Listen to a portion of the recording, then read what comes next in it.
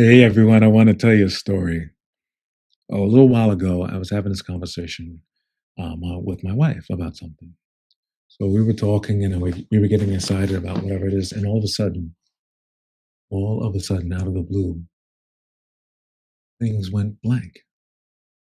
And I mean blank, like I couldn't articulate what I was going to say next, which has never been a problem for me. I'm usually quick witted and quick to do banter back and forth. And all of a sudden, it just stopped. And I was supposed to say something, but I didn't. And I couldn't put it all together. Whether this was because of what the conversation was, I doubt it. Was this because of what was going on with me personally when it comes to multiple sclerosis or me getting older? I'm not sure what that was. Or it could be a combination of all of those things.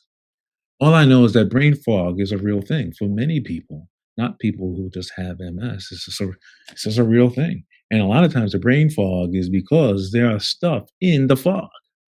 There are distracting things in the fall. There are so many inputs that we get.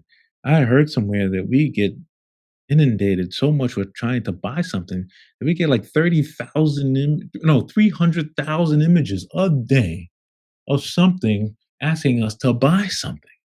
So whether that's an email or a text or a phone call or someone physically sending us something, we get inundated with all of that. And to me, I was saying to myself that maybe that's part of the brain fog thing. Maybe that's what's happening with that. Uh, there are so many ways that people can tell you how to mitigate through that. I use the pray method. You've heard me talk about it before. Pause, rejoice, ask, and then yield. It's not what only I do spiritually, it's just what I do in life as part of my meditative practice. But I also take stuff. And I mean take stuff. I mean, I take tools that help me with that. I take something called modafinil. It's a tool that helps me because some of the medication I take can be fatiguing. So for those of you who don't know MS, and sometimes I hate talking about it because people are like, oh, you just so woe is me. Whoa. Everything that I do exerts more effort. It sounds like I'm just talking to you like a normal person. But because of the MS lesions that I have, everything that I do is my brain is rewiring all of the time to do the basic stuff that people do: talk, eat, sleep, walk, use the bathroom. All of those things are real things that MS has a consequence for. And so, hence, I take something to help me with my fog. Restless is part of that. The meditative thing I talked about earlier helps, but the thing that helps me out the most when it comes to brain fog is figuring out how can I invest in someone today. So whether it's a podcast, a phone call, an email, a text to a person that helps with that fog so much. And I use tools. I've been talking to you. I've been using tools for 20 years that helps me with my productivity system. So whether it's Apple Reminders or Todoist, which I've been using since 2013. I'll make a whole video on Todoist. Sometimes when you talk about apps, people check out because, oh, I don't want to use that app.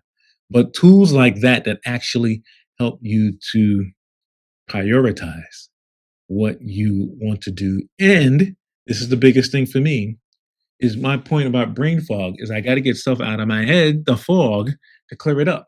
And one of the ways I use that is by putting it somewhere. Someone asked me something, someone told me something, I need to do something.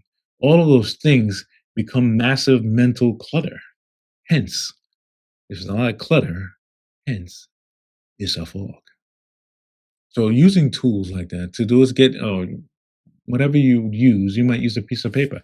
I gotta do this. You write it down on a piece of paper. You got it. It's out of your brain. Our brains are too inundated with things. I don't think human beings were made to get the amount of information and stimuli that we get. So getting it out of your head and getting it somewhere else, every time you do that, the fog slightly dissipates.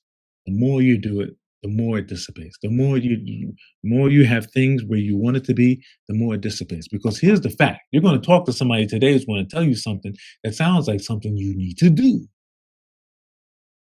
And if you have a fog, it's hard to make space for it or to accept it. But if you have it in a place that you trust, or you say, you know what, I can't do that today, I can't do it next week, but I can do it next month, then you've got the power. Then you've taken back the power of the fall. This is Winston. This doesn't really totally eliminate the fog because we'll all get the fog, whether you're 22 years old listening to me or 72 years old listening to me. You can get fog. However, the more we do in order to help ourselves mitigate through that and to have things in a system, like in the fearless productivity systems, or whether it's the pray method, the camp method, which is a way to interact with people directly, or the voice method, which is a way for you to find your own internal ways of doing things. Please Please engage in all of those. Please go to the website. I got them all listed out there. I've got a couple of ebooks there that you can get that will really help with that, especially when you're running through things. There's a blueprint called the Resilient Blueprint. There's lots of books with that title in it, but make sure you do that and search for me, and that helps you. It's a fast ebook. It takes you 25 minutes to read, and you're good. Or to Get Up, Give, and Grow, which is really about how you help other people. So this is Wince with the Fearless Productivity Show. Keep getting the things that are fogging you from you to somewhere else. And that'll help with your fog. Thanks so much, everyone. And I will talk to you all very soon.